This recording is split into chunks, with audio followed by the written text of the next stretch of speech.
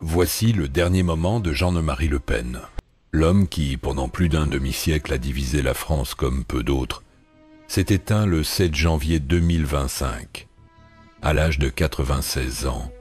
Fondateur du Front National, devenu aujourd'hui Rassemblement National, il fut à la fois pour ses partisans un visionnaire nationaliste et pour ses détracteurs un symbole d'extrême droite, flirtant dangereusement avec les frontières du scandale politique et moral. Sa mort marque la fin d'une ère et d'une controverse qui ne s'est jamais apaisée. On raconte que, dans les derniers jours, il aurait confié à un proche « J'ai toujours dit la vérité, mais la vérité dérange ». Une phrase énigmatique, fidèle à son style, laisse planer l'ombre du mystère, car Le Pen n'a jamais été un homme de consensus. De ses premiers engagements dans la guerre d'Algérie à ses déclarations explosives sur l'Holocauste, en passant par ses campagnes électorales martelées de slogans chocs, il a façonné sa carrière comme une succession de provocations calculées. Pour certains, il a mis sur la table des sujets que la classe politique préférait taire: immigration, insécurité, souveraineté nationale. Pour d'autres, il a distillé, sous couvert de patriotisme, un poison idéologique qui a fracturé le pays. Ces envolées verbales parfois jugées xénophobes ou antisémites ont déclenché tempête médiatique et procès retentissants. Mais lui, imperturbable, arborait son fameux sourire goguenard, comme s'il se délectait de l'indignation qu'il provoquait. Et si sa vie politique fut une bataille permanente contre l'establishment, elle fut aussi un théâtre intime de drames familiaux, rivalités internes, coups bas et ruptures douloureuses avec sa propre fille, Marine Le Pen, devenue la figure de proue d'un parti qu'elle a cherché à dédiaboliser. Ironie du destin, celui qui avait bâti une machine politique sur mesure pour incarner ses idées, a vu, de son vivant, son œuvre remodelée pour lui survivre, quitte à gommer son empreinte. Aujourd'hui, la question demeure. Le Pen a-t-il gagné ou perdu la bataille de ses idées? Sa disparition ne clôt pas le débat. Au contraire, elle ravive une mémoire brûlante, un héritage politique qui continue d'enflammer les passions. Et peut-être est-ce là sa dernière victoire, partir en laissant la France toujours aussi divisée autour de son nom. Pour comprendre Jean-Marie Le Pen, il faut d'abord comprendre la France qu'il a vu naître et s'imposer. Année 1950, le pays pense encore les plaies de la Seconde Guerre mondiale. Les vieilles certitudes vacillent. La décolonisation s'amorce. L'Empire français se délite. Dans ce climat d'instabilité, un jeune marin parachuté dans l'Assemblée nationale en 1956 se distingue déjà par son franc-parler et son refus des demi-mesures. Jean-Marie Le Pen. Issu d'un milieu modeste de la Bretagne catholique, il se construit une image de patriote pur et dur, marqué par son passage dans la guerre d'Algérie, conflit qui restera pour lui une blessure ouverte. C'est là que se dessine le socle de son discours: refus de l'immigration, défense intransigeante de l'identité nationale et nostalgie assumée d'une France forte et souveraine. À l'époque, ces idées résonnent comme une dissonance face à la modernisation libérale et européenne portée par la majorité gaulliste. En 1972, il fonde le Front National. À ses débuts, la formation reste marginale, parfois moquée, associée à la frange la plus radicale de la droite. Mais la crise économique, le chômage et l'augmentation des flux migratoires dans les années 1980 vont lui offrir un terreau fertile. Le Pen n'a pas besoin d'adoucir son discours. Il sait que l'indignation médiatique lui sert de caisse de résonance. Chaque déclaration provocatrice, chaque phrase choc, chaque dérapage calculé attire sur lui les caméras et donc les électeurs. La France des années 80 et 90 se retrouve alors face à un paradoxe. D'un côté, une société qui s'ouvre à l'Europe, au multiculturalisme, à la mondialisation. De l'autre, un électorat inquiet, qui voit dans Le Pen l'homme qui ose dire ce que tout le monde pense tout bas. Ses slogans, simples et percutants, marquent les esprits. La France aux Français, stop à l'immigration, défendre nos frontières.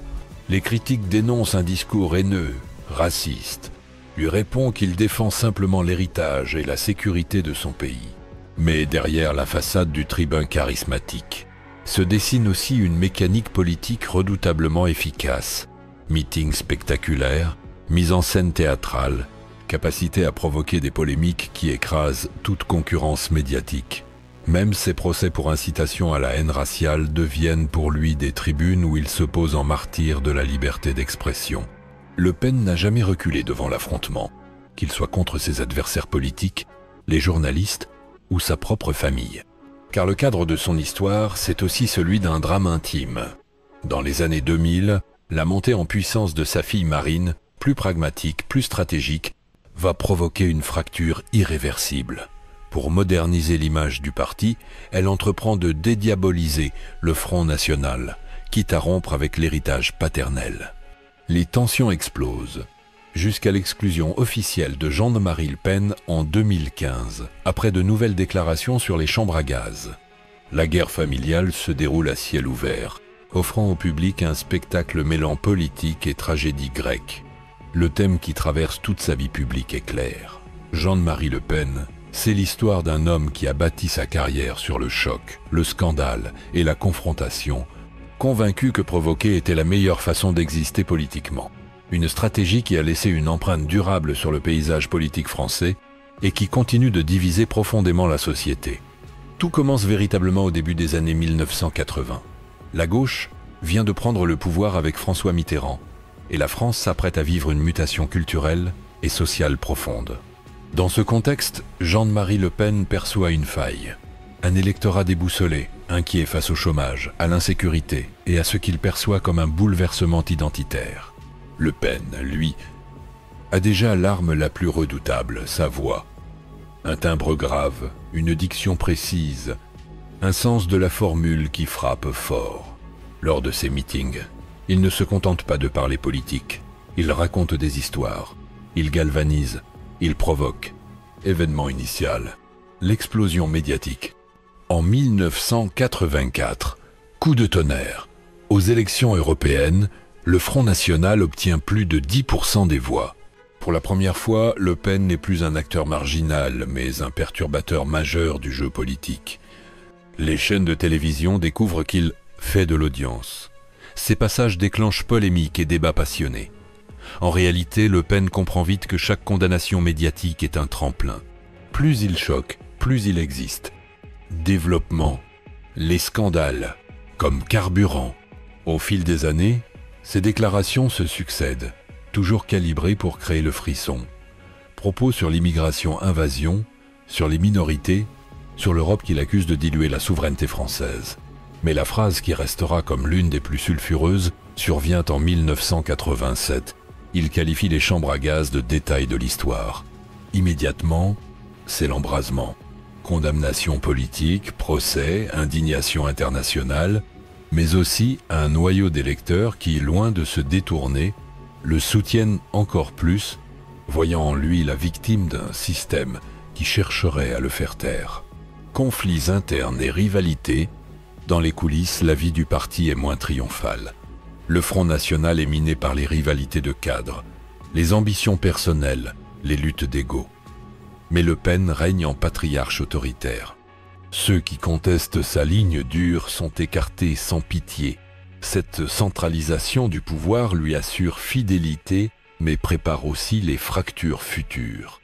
Événement inattendu, l'exploit de 2002. Personne n'y croyait vraiment. En avril 2002, contre toute attente, Jean-Marie Le Pen se hisse au second tour de l'élection présidentielle, devançant Lionel Jospin. La France bascule dans la stupeur. Des manifestations massives éclatent. Des millions de Français descendent dans la rue pour dire non au fascisme. Le Pen, lui, savoure sa revanche. Lui, l'Outsidé moqué pendant des décennies, est désormais au centre du pouvoir politique.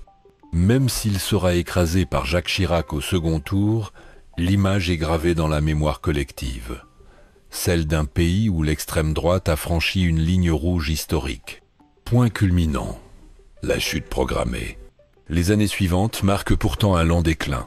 L'âge, la lassitude, mais surtout la montée en puissance de Marine Le Pen change la donne. Plus habile à séduire de nouveaux électeurs, elle adopte un ton moins frontal, sans renoncer au thème du FN. Les tensions père-fille deviennent explosives. En 2015, après de nouvelles déclarations sur l'Holocauste, Marine tranche. Jean-Marie Le Pen est suspendu, puis exclu du parti qu'il a fondé. Pour lui, c'est une trahison familiale et politique. Pour elle, c'est une nécessité stratégique. Conséquence. À partir de là, Le Pen devient une figure spectrale, invité sur les plateaux pour commenter l'actualité, mais marginalisé dans la stratégie politique. Il observe de loin la mutation de son parti en Rassemblement National, un nom qui gomme l'empreinte du fondateur. Et pourtant, même affaibli, il garde cette capacité unique à faire parler de lui. Chaque apparition publique est disséquée, chaque phrase suscite débat et réaction. C'est le privilège ou la malédiction des personnages qui ont marqué l'histoire. Cette ascension, faite de provocations maîtrisées et de coups de théâtre politique, est aussi une tragédie personnelle, celle d'un homme qui a conquis la lumière en défiant tout le monde, mais qui a fini par être écarté par les siens. Si l'on gratte sous la surface, l'histoire de Jean-Marie Le Pen n'est pas seulement celle d'un tribun d'extrême droite. C'est aussi un roman noir politique peuplé de secrets, de rancunes, de coups bas et de vérités dérangeantes que certains auraient préféré taire. Les scandales historiques. La phrase sur les chambres à gaz comme détail n'a pas seulement choqué, elle a façonné pour toujours l'image publique de Le Pen. Derrière cette sortie, il y a un calcul froid.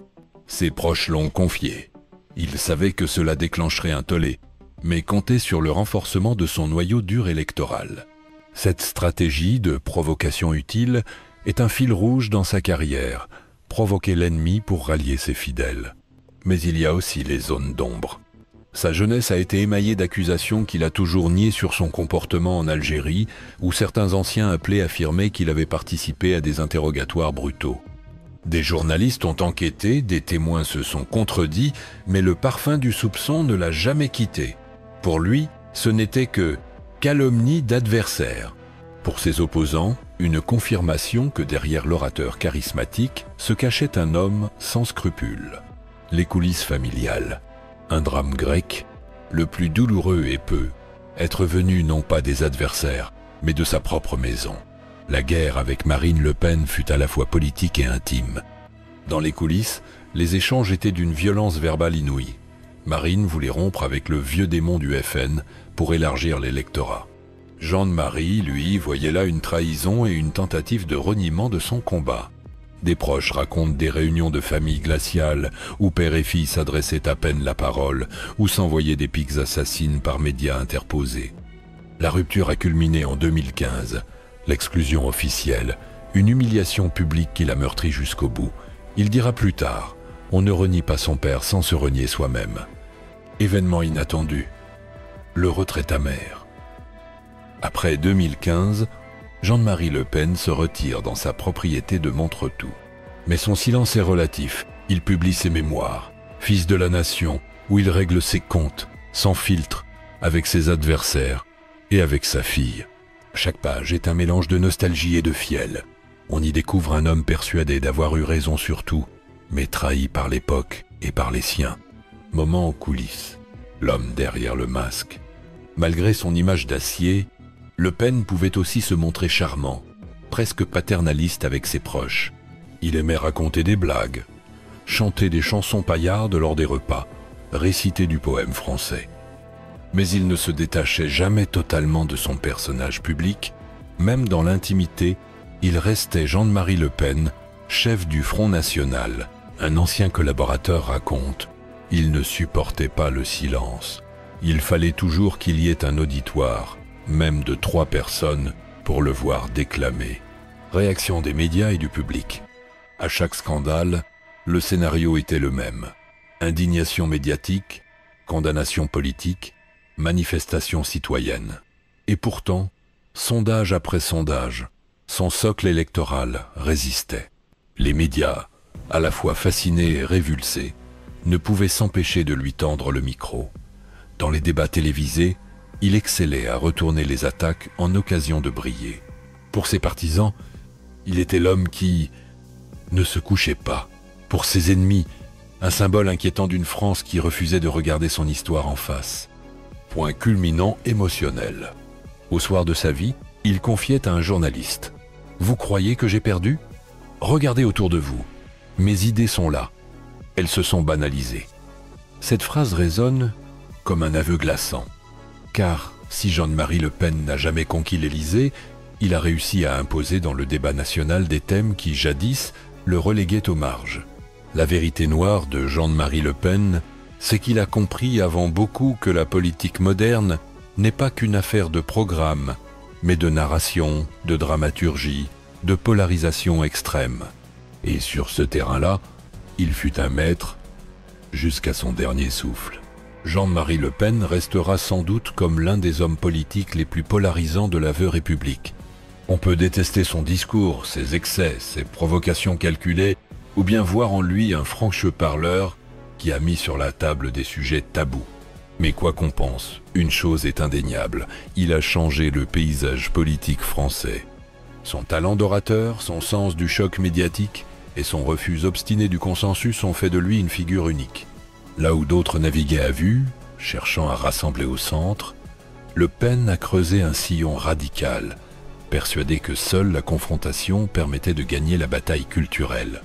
Dans cette logique, chaque polémique était une victoire, chaque procès une tribune, chaque indignation médiatique une confirmation que son message atteignait sa cible. Et pourtant, derrière cette stratégie victorieuse à court terme, se cache une autre réalité. Jean-Marie Le Pen n'a jamais accédé au pouvoir suprême. Le système électoral, les alliances républicaines et la crainte d'une partie de la population ont constitué un mur infranchissable. Sa réussite fut surtout idéologique. Il a déplacé la frontière du discours acceptable, légitimé des thèmes naguère relégués à la marge. Aujourd'hui, certains de ces axes rhétoriques sont repris, parfois inconsciemment, par des responsables politiques bien au-delà de son camp. Il y a aussi le paradoxe humain. L'homme, que ses adversaires voyaient comme un monolithe d'extrême droite, était aussi un personnage de théâtre, aimant le verbe, la scène, la confrontation. Dans l'intimité, il pouvait être charmeur, drôle, voire bienveillant, mais il restait fidèle à son rôle, incapable ou refusant de se départir de son masque public. Peut-être parce qu'il avait compris que son identité politique et personnelle était indissociable. Le Pen fut également victime de sa propre création. Le Front National qu'il avait façonné à son image a fini par le rejeter. Marine Le Pen a su le transformer en un parti fréquentable pour une partie de l'opinion, mais au prix de l'éviction du père fondateur. C'est là l'une des ironies les plus cruelles. Celui qui se voulait chef éternel a vu son héritage remodelé, parfois dénaturé de son vivant. La chaîne voit en Jean-Marie Le Pen un phénomène politique au sens plein du terme. Un mélange de convictions sincères et de stratégies cyniques, d'idéalisme et de calcul, de charisme et d'ombre. Un personnage qui a su utiliser les codes médiatiques avant l'heure et dont l'histoire est indissociable de celle des fractures françaises contemporaines. Et vous, voyez-vous en Jean-Marie Le Pen un visionnaire incompris ou l'architecte d'une division durable? Était-il un simple provocateur talentueux ou un stratège conscient d'écrire une page de l'histoire, même au prix de son propre isolement? La réponse, peut-être, se cache quelque part entre admiration et rejet.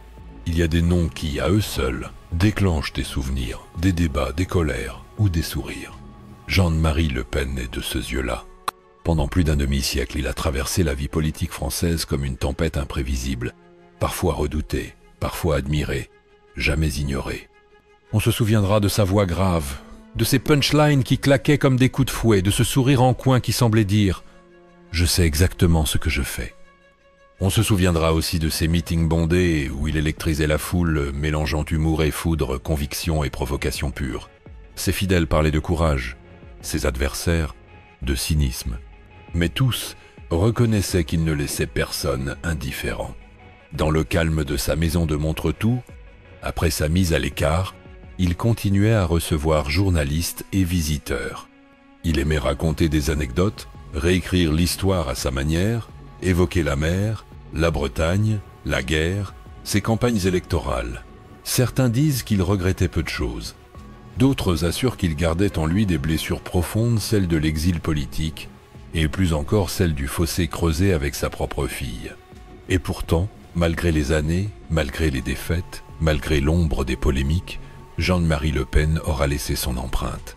Son nom est devenu un repère, une balise dans l'histoire des idées en France. Pour certains, celle d'une résistance à la mondialisation et à la dilution identitaire. Pour d'autres, celle d'un danger que l'on doit contenir. Sa disparition, le 7 janvier 2025, n'efface pas le personnage. Elle ravive au contraire les souvenirs et les débats. Car, qu'on le veuille ou non, il fait partie de cette mémoire collective où se mêlent nostalgie, colère, fascination et rejet. Il y a des histoires qui n'ont jamais été racontées. Mais maintenant, vous les connaissez. Et si Jean-Marie Le Pen nous laisse un héritage, c'est celui-ci. Comprendre qu'au-delà des discours et des polémiques, un homme peut incarner, à lui seul, toutes les contradictions d'un pays. Et que parfois, ces contradictions continuent de vivre bien après la disparition de celui qui les portait.